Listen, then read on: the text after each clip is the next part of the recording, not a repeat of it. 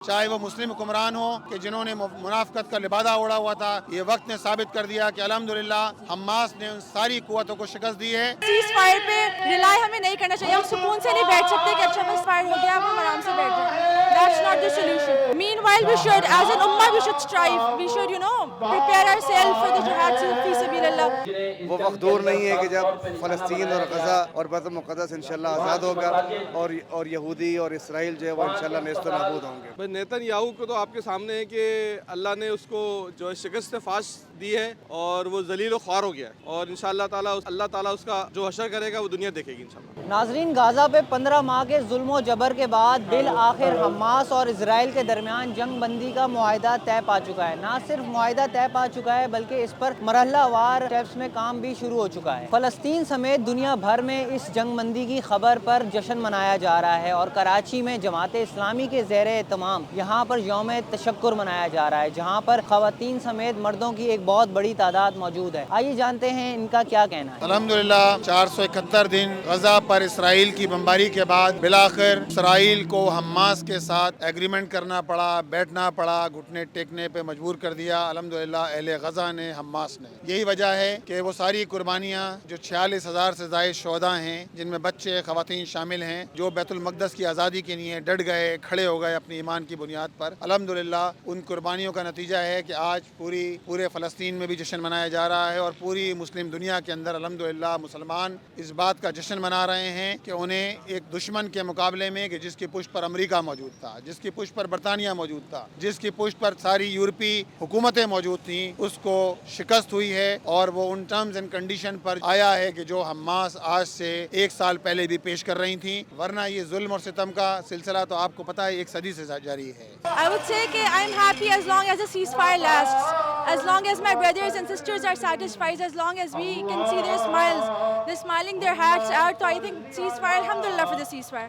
But ceasefire is only a temporary solution, I would say. The permanent solution is armies to Aqsa. It's jihad fi sabilillah. Because جب اللہ تعالیٰ نے قرآن کے اندر کہہ دیا کہ hypocrites cannot keep up with their promises, تو it is the truth. They can just cannot keep up with their promises. یہ اللہ تعالیٰ کا لاکھ لاکھ شکر ہے کہ یہ ہمارے غزہ کے بھائیوں کی، حماس کی، مسلمانوں کی جو جدوجہد ہے الحمدللہ رنگ لائی ہے، اور پورا عالم کفر جو ہے وہ اسرائیل کے ساتھ تھا، لیکن اس کے باوجود اسرائیل جو ہے وہ سیز فائر پر جو ہے مجبور ہوا، اور اس نے حماس کے ساتھ مذاکرات کیے ہیں، اور ہمیں اللہ کی ذات سے امید ہے کہ انشاءاللہ وہ وقت دور نہیں ہے کہ جب فلسطین اور غزہ اور بیت المقدس انشاءاللہ آزاد ہوگا اور یہودی اور اسرائیل جو ہے وہ انشاءاللہ نیست و نابود ہوں گے۔ یہاں آنے کا مقصد یہ ہے کہ اسرائیل کو شکست ہوئی ہے، اور فلسطین کو جو ہے نا اللہ نے فتح سے ہمکنار کیا ہے، کیونکہ وہ بیچارے 450-500 دنوں سے جو ہے مزاحمت کر رہے تھے، اور اللہ نے ان کی مدد کی ہے کہ آج وہ جو ہے نا گھٹنے ٹیکنے پہ اسرائیل جو ہے مجبور ہو گیا۔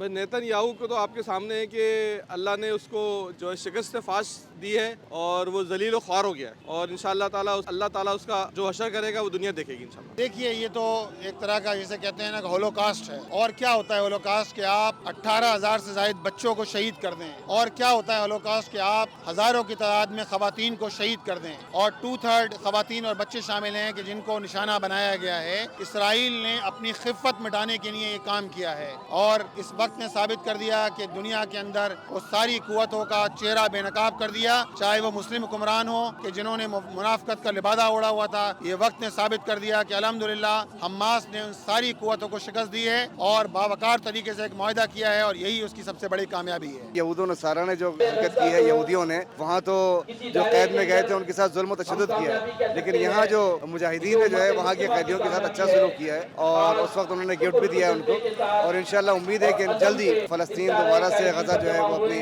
آبادی کے اندر آ جائے گا انشاءاللہ۔ شرم کا مقام ہے انسانیت کے لیے، مسلم حکمراں کے لیے شرم کا مقام ہے۔ جو مسلم حکمراں خاموش بنے بیٹھے ہوئے تماشا دیکھ رہے ہیں، صرف مذمت کرتے ہیں۔ مذمت سے کیا ہوتا ہے؟ عملی اقدامات کرنے کی ضرورت ہے، جیسے کہ عملی طور پر کرتے ہیں۔ حکومت پاکستان سے یہ کہیں گے کہ جہاں انہوں نے مزاحمت تو نہیں کی انہوں نے، لیکن یہ کہ اب موقع ہے اپنے آپ کو ثابت کرنے کا کہ جتنے بھی مسلمان ہیں یہاں سے پاکستان سے جو ہے وہ میڈیکل ایڈس بھیجیں، غذائی امداد بھیجیں۔ عوام کو میں یہی کہنا چاہوں گی کہ سیز فائر پہ ریلائی ہمیں نہیں کرنا چاہیے. ہم سکون سے نہیں بیٹھ سکتے کہ اچھا بس فائر ہو گیا اب ہم آرام سے بیٹھ جائیں. That's not the solution. Meanwhile, we should, as an ummah, we should strive. We should, prepare ourselves for the jihad fi sabilillah. Whether it's in our homes, whether it's in our work field, whether it's, in our careers, in our academic side, whatever we can do, we just should strive with it. ہم لوگوں کو بس چپ چاپ بیٹھنا نہیں ہے. تو that's a permanent solution. We should strive for the permanent solution. ناظرین لوگوں کی رائے آپ نے سنی. ان کا کہنا ہے کہ اسرائیل کو شکست ہوئی ہے اور ان کا یہ بھی کہنا ہے کہ یہ مکمل حل نہیں. وہ تب تک جدوجہد کریں گے جب تک فلسطین آزاد نہیں ہو جاتا.